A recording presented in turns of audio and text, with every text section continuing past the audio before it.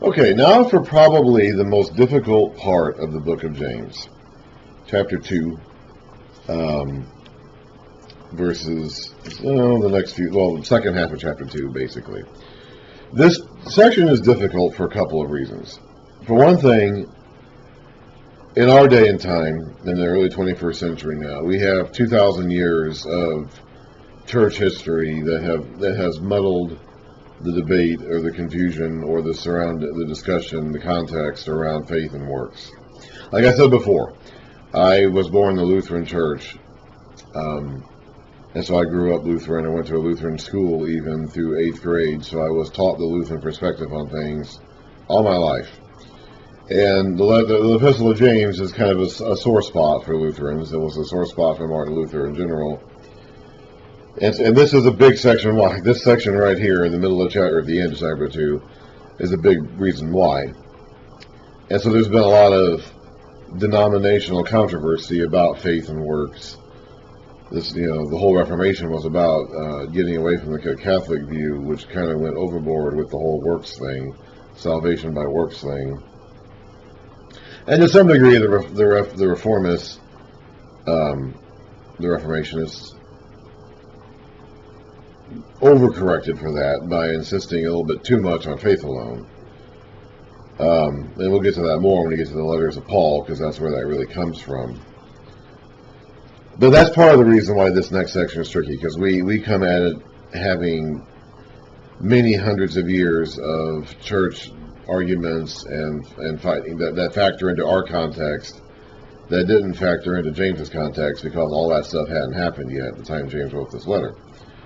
Another part of the problem is that this is one of the instances. Okay, so I mentioned before, we were reading a translation. This whole thing is an English translation of a 1st century AD Koine Greek text.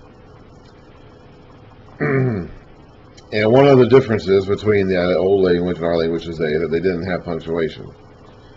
So they didn't have periods, they didn't have commas, they didn't have quotation marks, they didn't have a format necessarily, or at least a grammatical format to indicate a change in speakers. I mentioned earlier how throughout the letter of James, as the letter of James goes on, he seems to kind of shift the you he's talking to from his actual audience who are hearing him to like this, imaginary rich person who's probably not a Christian, is probably not in the audience later on in James. And that was very common. We read in the Old Testament that happened all the time. In the poetry books, the prophets and the Psalms of the Old Testament, they were constantly switching back and forth between who was speaking to whom. And they didn't have any, like I said, they had no punctuation or grammar. You just kind of had to. Now, they did have lines, okay? Their old ancient books and scrolls, they had lines. But they didn't have. So, anyway, one of our problems with this section is knowing, because James is going to be speaking, and he's going to he knows that someone in his audience is going to object to what he's saying. So then he raises up an objecting point, and then it answers that. Okay, so he's speaking. He knows someone's going to say something. He knows what they're going to say. So he says it for them. Because I know you're going to say this. And then he says what they say. And then he gives his response to them. The tricky part is that in English, in the Koine Greek, we don't have periods or quotation marks. So we really don't know, from just in the punctuation like we do in English, where the quotation of this objection ends. And that can change the context. This is one of the very few places in Scripture where this can actually change the context of the passage somewhat significantly if we disagree, if we don't know where the quotation is supposed to end. So let's go ahead and read this next paragraph or so. Well, hang on. Let me read the next paragraph, and then we'll get to the actual difficult portions just after that. So, James chapter 2, starting in verse 14. What good is it, brothers, if a man claims to have faith, but has no deeds? Can such faith save him? Suppose a brother or sister is without clothes and daily food. If one of you says to him, "Go, I wish you well. Keep warm and well fed, but does nothing about his physical needs. What good is that?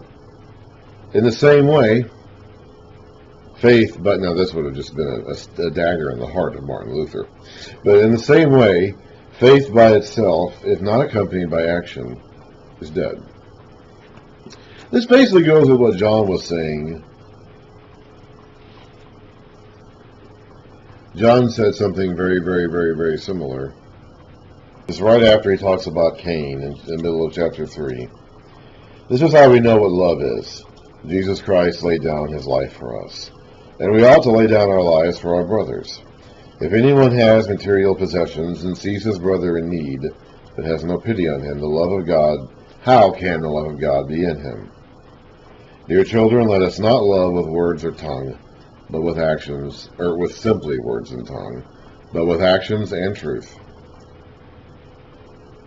This then is how we know that we belong to the truth, and how we set our hearts at rest in his presence. Whenever our hearts condemn us. Okay, so anyway, so John basically said the same thing in 1 John. So he's saying that you need to act on your faith. Okay, it's not enough just to simply say you believe, or even just to believe. You can have intellectual assessment with Christian teaching, but not do anything, and that's not helping anybody. Not even helping you. That's basically be like what he said earlier about looking in the mirror and then turning around and walking away without forgetting what you look like. Or what Jesus said about building your house in the sand. He said, let's go back and look, Matthew 7. Therefore, anyone who hears these words of mine and puts them into practice is like a wise man who built his house on the rock. But anyone who hears these words of mine and does not put them into practice, it's not just about hearing it. It's about hearing it and putting them into practice. Now here's where we get tricky. Here's the tricky part. So that was all fine and dandy, verses 14 through 17. But here's where it gets tricky. Because now James knows that someone in his audience is going to object to what he just said. So he is going to raise this objection. He is going to put this argument in the mouth of an imaginary objector here, so that he can then respond to it. Paul will do this a lot in his epistles. So James is doing it here. He knows what they're going to say. He's going to say it for them, and then he's going to respond. Now the question is, when does the objector stop talking, the imaginary objector, and when does James start talking again? Where does the quotation of the imaginary objector end? It's hard to see, but if you look down there very carefully, you see in verse 18, this Bible has it formatted, but someone will say, you have faith and I have deeds. And then they put the quotation mark at the end of that deeds. So the very next line then, which is still part of verse 18, goes back to James talking. And that's typically how this passage is understood. That's how this is an NIV, and that's how the NIV writes it. And that is typically how this exchange is understood. I'm not entirely certain that's correct. So right now what we're going to do is we're going to read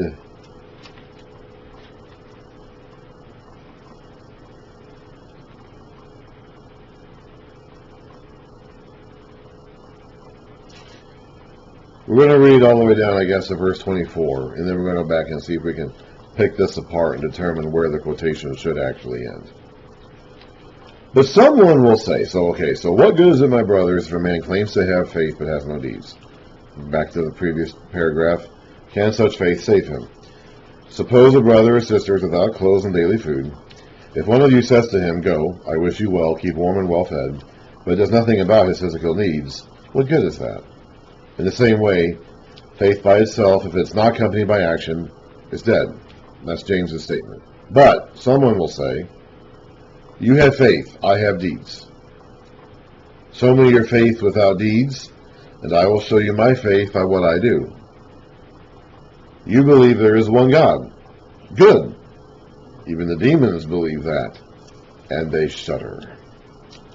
You foolish man, do you want evidence that faith without deeds is useless? Was not our ancestor Abraham considered righteous for what he did when he offered his son Isaac on the altar? You see that his faith and his actions were working together, and his faith was made complete by what he did. He acted on his faith, in other words. And the scripture was fulfilled that says, Abraham believed God, and it was credited to him as righteousness, Genesis 15:6. And he was called God's friend. So you see that a person is justified by what he does, and not by faith alone. Another dagger right to the heart of Martin Luther. Oh. Anyway. Okay, so that's the whole trait. Now, so where does James's quote actually end? Or where does James's quote of the objector's statement actually end? Well, first of all, let's go down to this whole section about you foolish man. Because clearly, when we get to you foolish man, we're back to James talking. Verse 20 is clearly James. That's where it says you foolish man. Now James is definitely speaking again. So everything after verse 20 onward is James. So he says, you foolish man, what you want evidence without faith and without deeds is useless. So he basically gives then this example of Abraham, who his faith and works were working together. His faith produced works, and that was credited to him as righteousness. He then also goes on to say, he gives another example here. In the same way, was not even Rahab the prostitute considered righteous for what she did when she gave lodging to the spies and sent them off in a different direction? As the body without the spirit is dead, so faith without works is dead. So James's point overall here is that faith and works go together. You can't have one without the other. The objector's argument is that faith and works are separate. They don't influence each other. Faith is one thing, works is one thing. This would actually be not that far from the Gnostic concept that John was dealing with, or the early Gnostic concept that John was dealing with 40 years later, probably, when he wrote First John, when he's talking about denying that Christ. The Gnostics thought that the material world was inherently evil. Jesus could not have come as a human being. God could not have incarnated as a human being because the world is evil. And in fact, the world itself was made by like an evil lesser God, and there is a higher good God above him somewhere, who is purely spirit. This actually isn't all that different. It's not getting into the matters of the spirit realm or the physical realm, but it is saying that faith and works are separate categories. Faith is its own category, presumably a spiritual category, and works is its own category, a physical category. And these are two separate things that don't influence each other and don't go together. And James is saying that's foolish. You're a foolish person for thinking that. He's saying these do go together, and that you can't have one without the other. If you have faith, you're going to have works. If you have genuine faith, it will manifest itself in works. You will do things to act on that faith. And that basically goes to Jesus' statement about bearing fruit. You're supposed to bear fruit. If you don't bear fruit, then you're going to get cut off the vine. Like and that goes all the way back to Israel being a vineyard of God, which we've seen that metaphor back in the Old Testament time. It's like God intends for his garden to bear fruit. He intends for his children, whether it's Israel in the Old Testament, the church in the New Testament, to bear fruit. And there's two kinds of fruit, as I mentioned earlier. There's the inner characteristics that grow within us as we model ourselves after Jesus. And that goes back to what we read about in John, the Gospel and the Epistles, about walking in the light and following him, having fellowship with him, and we gradually become more and more like him. And that produces inner characteristics that are a kind of fruit. And then as that happens, those inner characteristics that manifest in us as we model ourselves after Jesus will result in fruits outside the body, actions done outside the body, that are the second kind of fruit. And that's essentially what James is saying here too. If you're not bearing those kinds of fruits, whether it's the inner qualities that match Jesus's, and then from there the actions done outside. Now we today think about this in terms of getting lots of people to come into the church and be baptized, which is certainly like the end goal is to spread the gospel. But It doesn't even really have to be that. Like he says here, it could be giving food and clothing to an already existing believing brother who needs it. Okay, like that's an act done outside the body. That's a work done outside the body. That is as a result of. That's the second kind of fruit. Like I said, as a result of the faith in the body, like the inner characteristics of Jesus that are becoming more and more implanted in you. And so the faith and works are not separate. The objector was saying these things were separate. Faith is one category, works is one category. And James is saying, no, these things go together, and you can't have one without the other. You can't have works without faith. You can't have faith without works. If your faith does not produce works, you don't really have faith. It's dead. It's useless. It's ineffective. It's not doing anything, and it may not even be genuine.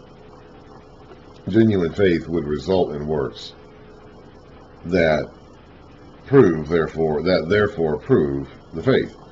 And that is ultimately, that's what Jesus prayed about in his last prayer with the apostles. And that's what John was talking about, with that manifests itself in love towards the brothers, love towards the family. And that is the kind of fruit that is supposed to be produced, and that then results in works. Jesus washed his disciples' feet, for example. So the faith and works are not separate categories. They go together, and they cannot be separated from each other. And to do so would make you a fool. If you're going to do that, you're a fool. The demons believe in God, but they don't do good things about it. Okay. Now, I think the reason why I think that this quotation, like I said, here in this format of the Bible, the quotation, ends after I have works, I have deeds. But I think it actually should go on through the whole demons verse 2. But I think James doesn't start speaking again and giving his rebuttal until the "you foolish man" section. That's my belief. I think the objector is saying, you have faith, I have deeds. And even the demons believe in God, but they don't have deeds. So you can have faith without deeds. You can have knowledge and belief in God without having deeds. And James is saying that's a foolish mindset. That is not the way we approach this verse.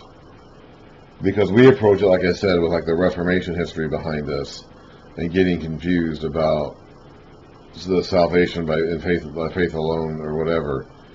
So, like I said, there's two problems with this section. One is that we're coming at this with multiple hundreds of years of church history that have confused the issue. And the other is, it's hard to say exactly where the quotation of the objector ends here and when James starts speaking again.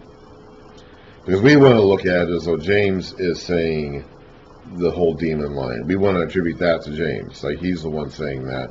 But I think it's actually the objector saying that. The objector is saying demons have faith too, but they don't have works. So you can have faith without works. It's a good line. I mean, it is a good line. It's easy then to make it a point, well, even the demons believe in God, because they do, But it's actually, I think, not James who's saying that line. James might probably believe in that. I mean, demons obviously do believe in God. But the point of the objector's point in saying that is that you can have faith. The demons have faith in God, but they don't have works. So the objector's point is that you can have faith but not works. And James is saying that's foolish. You actually can't have both. You can't have one without the other. You have to have both. That's probably the most difficult portion of James.